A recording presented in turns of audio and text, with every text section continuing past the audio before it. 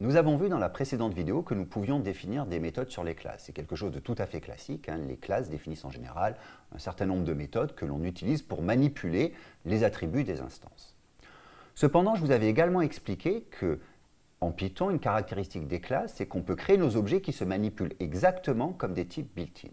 Donc regardons une illustration de ça. Vous pouvez tout à fait créer une classe phrase que vous allez initialiser comme vous initialiseriez par exemple une liste, directement à la construction de l'instance.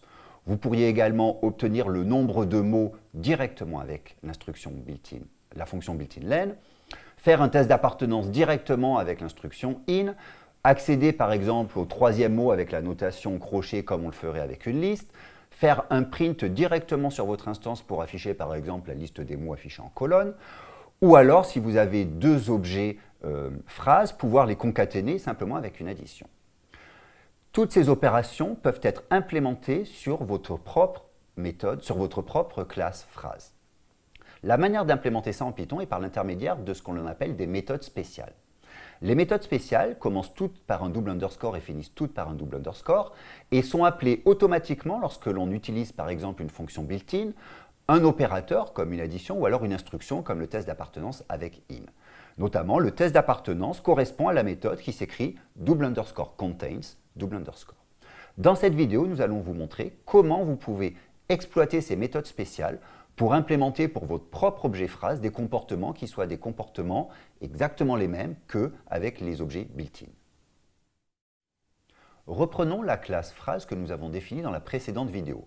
Vous pouvez mettre la vidéo en pause quelques instants pour avoir le temps de la taper dans votre éditeur idle.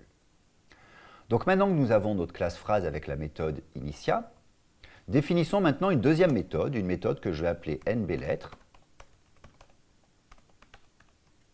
qui va prendre self.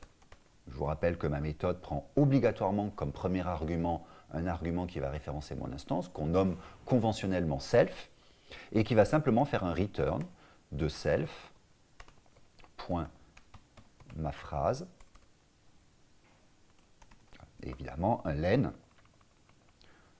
de self.maphrase. Donc ça va juste retourner le nombre de caractères que j'ai dans ma chaîne de caractères ma phrase. Donc maintenant que j'ai fait ça, j'aimerais commencer à implémenter le premier comportement que l'on implémente pour toutes nos classes, c'est l'initialisation de notre instance. Donc regardons comment cela fonctionne. Jusqu'à maintenant, lorsque j'évaluais ma phrase et que je voulais initialiser mon instance, j'allais créer une instance de phrase et ensuite je devais appeler la méthode .initia et lui passer une chaîne de caractères. On voit bien que c'est un comportement qui est très peu commode puisque c'est tout à fait naturel lorsque l'on crée une instance que mon instance puisse être initialisée avec un certain nombre d'attributs déjà prédéfinis. Donc la manière de le faire en Python, c'est de définir une méthode spéciale qui s'appelle double underscore init double underscore. Tout simplement, je n'ai rien à changer à ma méthode initia et cette méthode double underscore init double underscore va être appelée automatiquement lorsque je crée mon instance. Donc regardons cela, je le sauvegarde avec CTRL S, je l'évalue avec F5, et maintenant je vais faire un P égale phrase de je fais un MOOC sur Python. J'évalue ce code et je vois que maintenant ma phrase P contient dès maintenant un attribut ma phrase qui est initialisé à je fais un MOOC sur Python. Donc mon initialisateur, qu'on appelle parfois par abus de langage un constructeur, mais qui n'est pas vraiment un constructeur, qui est juste quelque chose qui initialise mon instance une fois qu'elle a été créée, me permet de créer des attributs automatiquement avec certaines valeurs par défaut lorsque je crée mon instance. Donc ça, c'est le premier comportement que j'ai implémenté avec cette méthode spéciale double underscore init double underscore. Maintenant, je me dis que j'aimerais bien, par exemple, afficher le nombre de mots que j'ai dans ma phrase. Donc pour faire ça, il faudrait d'abord que j'implémente dans mon initialiseur un attribut qui va par exemple contenir la liste des mots. Donc je vais appeler ça self.mot qui est égal à ma phrase .split. Donc en fait, lorsque je vais créer mon instance, je vais avoir un attribut ma phrase dans mon instance qui référence la chaîne de caractères et je vais avoir un attribut mot qui va référencer une liste qui contient chaque mot.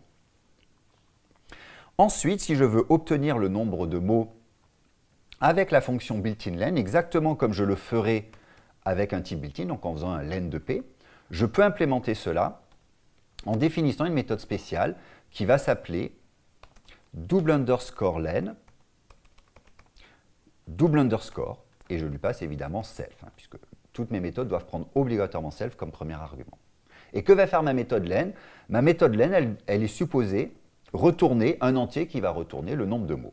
Donc je vais simplement faire un len de self.mot. Regardons maintenant l'exécution de ce code. Donc je l'évalue avec F5. Je retourne dans mon interpréteur, j'initialise mon instance avec P, et maintenant je peux directement faire un len de P et je vois que j'ai 6 mots dans ma phrase. Donc je vois que je commence à construire avec les méthodes spéciales une classe qui produit des instances qui se comportent comme des types built-in. Donc maintenant, un autre comportement que je pourrais vouloir implémenter, c'est par exemple le test d'appartenance. Ça serait extrêmement pratique de pouvoir dire, est-ce que par exemple le mot MOOC est dans mon instance? Donc essayons de faire ça directement. Qu'est-ce qui va se passer? Évidemment, j'ai une exception puisqu'on va me dire que ma phrase ne peut pas être itérée, donc c'est le message d'erreur qui est dans ce cas-là pas tout à fait explicite, qui veut simplement dire que je ne peux pas parcourir ma phrase pour être capable de trouver si MOOC, dans ce cas j'avais écrit Moon, est dans mon instance. Donc implémentons ce test d'appartenance. Là encore, comme j'ai expliqué en introduction, j'ai une méthode spéciale dédiée à ça qui s'appelle contains. Donc je vais définir double underscore contains double underscore qui prend comme premier argument self, toujours mon instance, et comme deuxième argument, le mot sur lequel je veux faire le test. Et que va faire contains? Contains doit me retourner un booléen qui me retourne vrai si mot est dans ma phrase ou faux s'il n'est pas dedans. Et donc pour ça, je vais simplement faire un test d'appartenance de mots dans self.mot. J'exécute ce code, je le sauvegarde avec CTRL S, je l'évalue avec F5 et maintenant je vais me recréer une phrase. Regardons quel est le nombre de mots dans ma phrase, c'est 6. Et est-ce que Moon est dans P? Non. Est-ce que MOOC est dans P? Oui.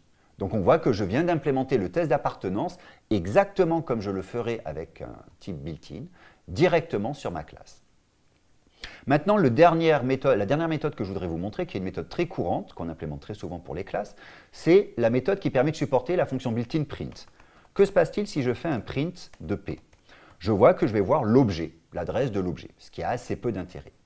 Or, si je veux avoir une manière d'afficher ce que contient mon instance, qui peut être utile en cours d'exécution de mon programme, mais également si je veux débugger mon programme, je dois implémenter une méthode qui s'appelle double underscore str, double underscore, qui va prendre, ça ne vous surprend plus maintenant comme premier argument self, et qui doit retourner une chaîne de caractères. Donc je vais faire un return 2, et ici je vais mettre un retour chariot, .join, de self.mot.